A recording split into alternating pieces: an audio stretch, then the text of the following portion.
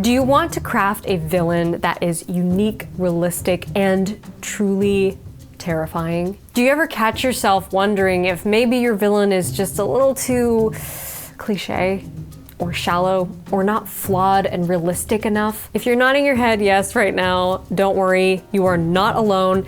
Many writers struggle with writing villains, and with good reason, because they're complex creatures and they really deserve more love and attention.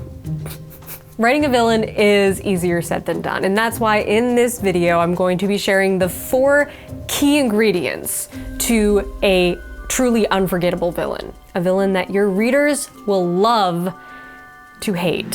Why does your story matter? Good question.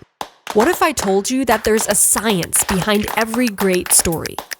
I don't just teach you how to write. I teach you how to change the world with your story and make your author dreams come true.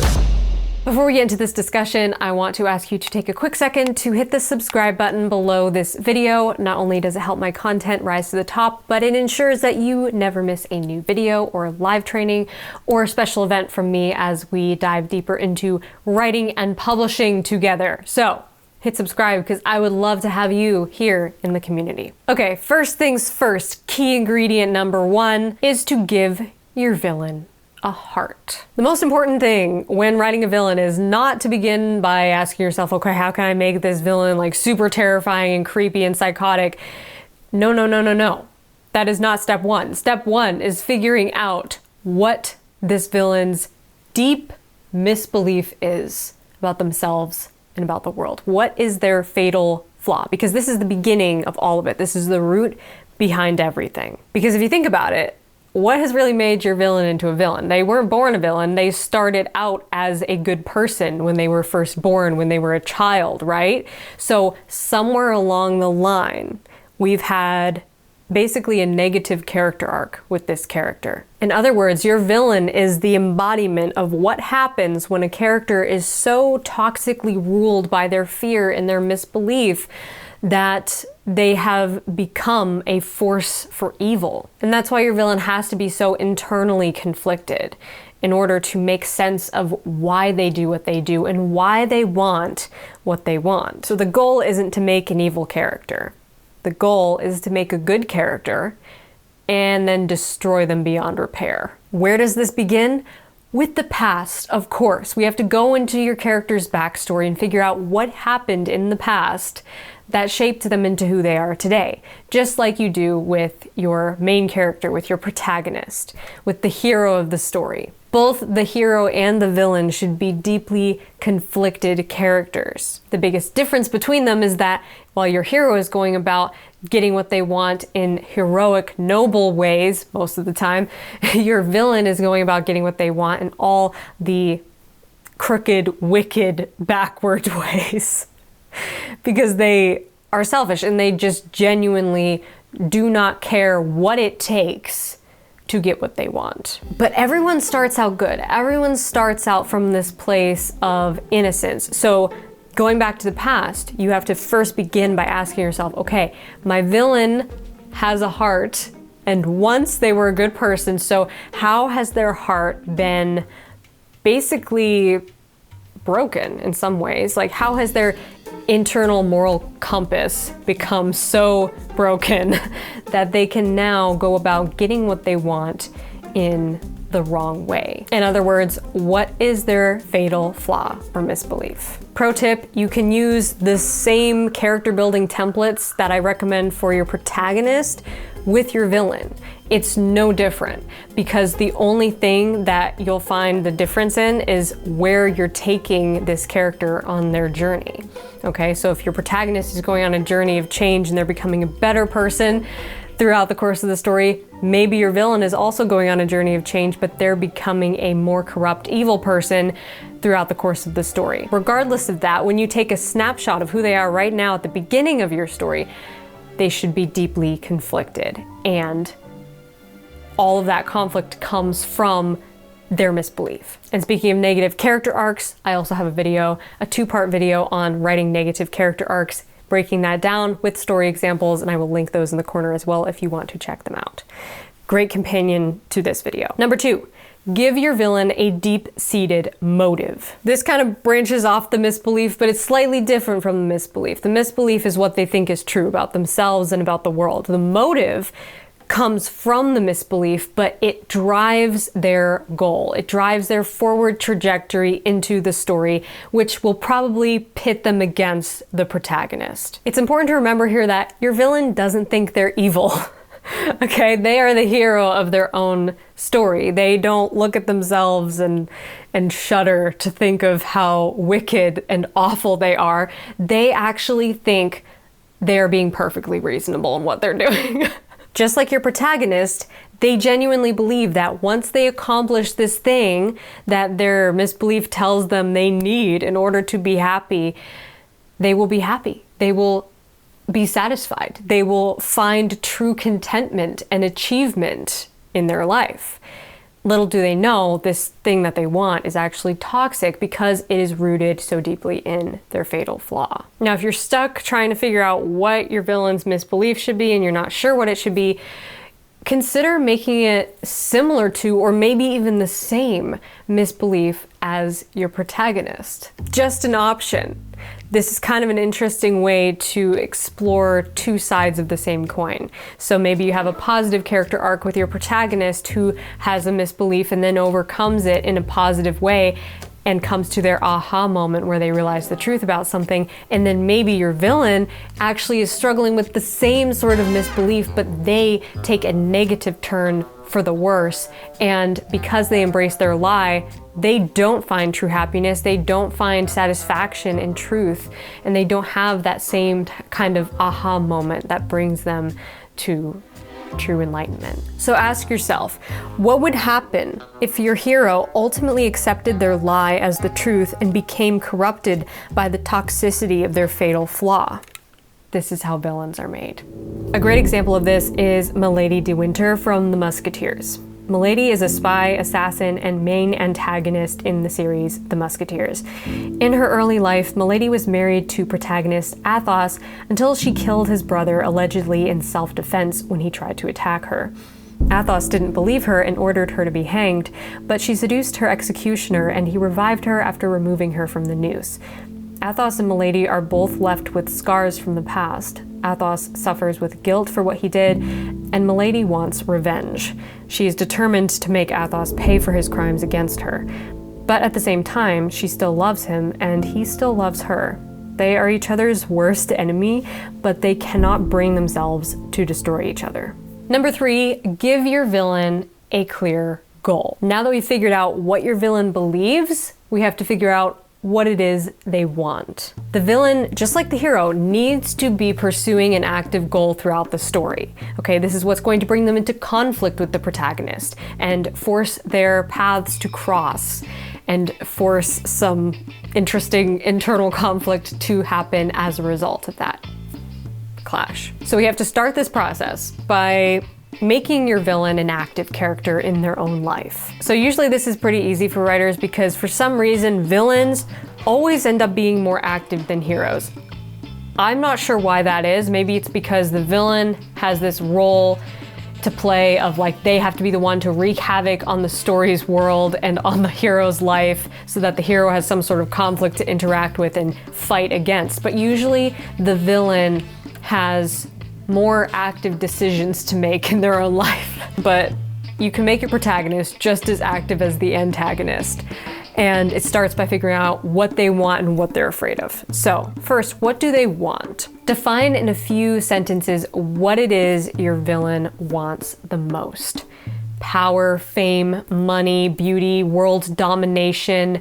Try to boil it down to not just a concept like an abstract, but make it something really concrete. Make it something attainable that they actually believe they could manifest their dream in this clear goal. What does success look like to them? What action steps could they take now to turn that dream into a reality? And then on the flip side, ask yourself, what do they fear? If they don't take action now, what is the worst that could happen? Define in a few sentences your villain's worst nightmare and connect this worst nightmare scenario to their fatal flaw, their misbelief, that thing that has been planted in their past that has shaped them into who they are today. You can think of the villain's plot or plan as running parallel to your protagonist's plan. Remember, every character should be in your story not because the plot needs them to be there, but because they need to be there, because they are active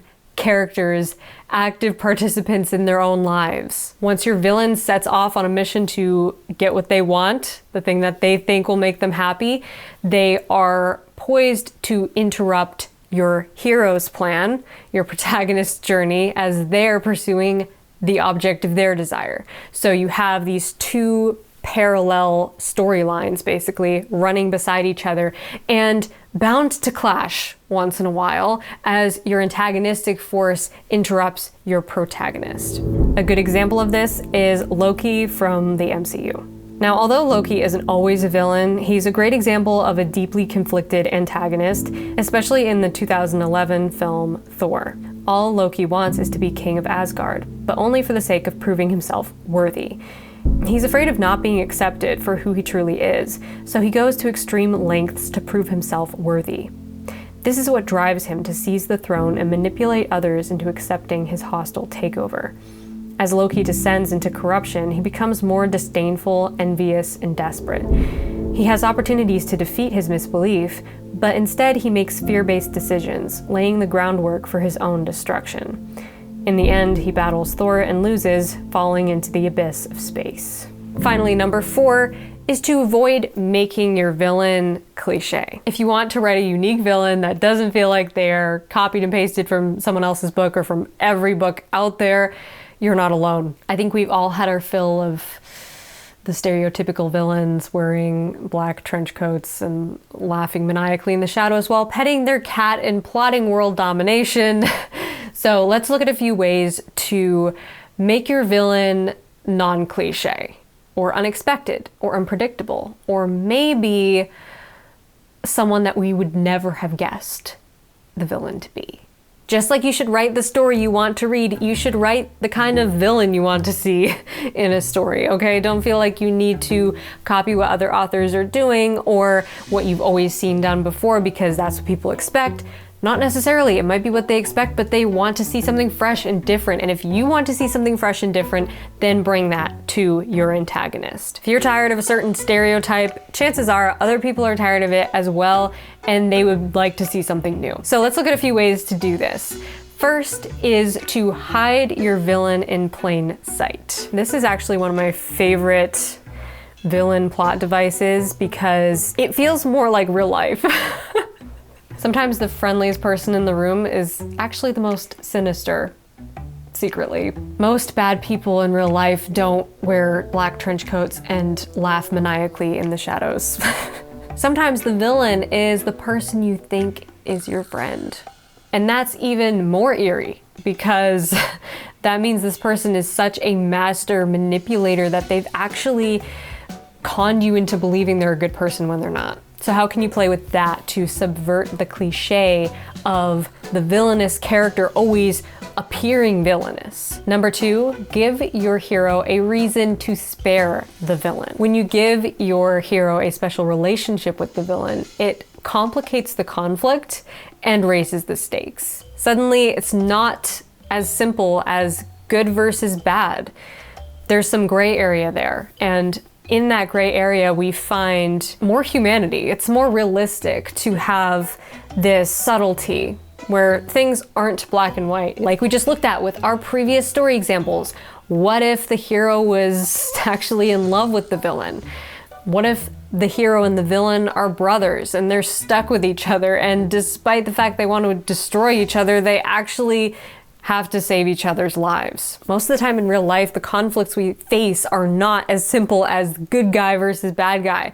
There are subtleties there, there are nuances, and those nuances are what make your story feel realistic and relatable. Number 3, make your villain a misdirection. What if your villain wasn't actually the real villain? What if they were just a red herring, a distraction, a hat trick, a misdirection to make your reader think they were the villain, but really the villain is somebody else? This one pairs really nicely with the first point, which is to hide your villain in plain sight, because when you hide your villain in plain sight, a lot of times you can use another character who seems more villainous as sort of the red herring in the situation, where we think that this person is going to be the villain, but not so. This is a great plot device, especially for mystery, psychological thriller, or honestly any series writing, because you can kind of bring your reader on this unexpected journey where we think that we caught the villain in the end of the book, but really the villain is still out of reach because the character who was caught in the end was actually not the ultimate villain. Finally, the fourth way to subvert this villain cliche is to give your villain a redemptive character arc. Is it possible for your villain to redeem themselves? Giving your antagonist a positive character arc is an interesting way to kind of flip the cliche on its head and make us think about some surprising themes of redemption and forgiveness. It defies the stereotypical bad guy gets destroyed and everyone lives happily ever after. Maybe that's what happens in your story, or maybe there's an opportunity here for your antagonist to actually redeem themselves. It totally depends on the character. Some characters are not redeemable, but some are. So just consider this possibility for your story and how you can use it to subvert the cliche. If you want to take your villain to the next level, I highly recommend checking out my live training that dives even deeper into the topic of writing a villain that your readers will love to hate. We case study even more story examples in that training, and I also talk about writing non-human antagonistic forces as well as the classic protagonist versus themselves. So if you're writing a story without a specific villain character, but you still want that force of opposition, that antagonistic force to disrupt your protagonist's life and force them into the ring with more conflicts, that's what we talk about in that training, diving deeper into all the principles we just went over in this video, but going even deeper with more story examples. So I think you'll get a lot of value out of that training.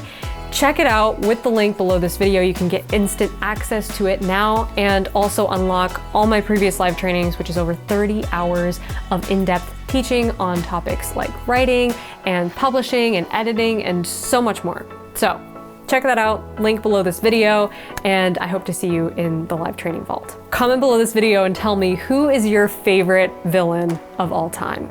Out of any character, any movie, book, TV show, you name it, I would love to hear about it. So comment below, and while you're down there, smash that like button and hit the subscribe button, because I would love to have you here in the community. I post new videos every Wednesday, and every time we explore some new aspect of writing and publishing together. So make sure you're subscribed, and until next week, my friend, rock on.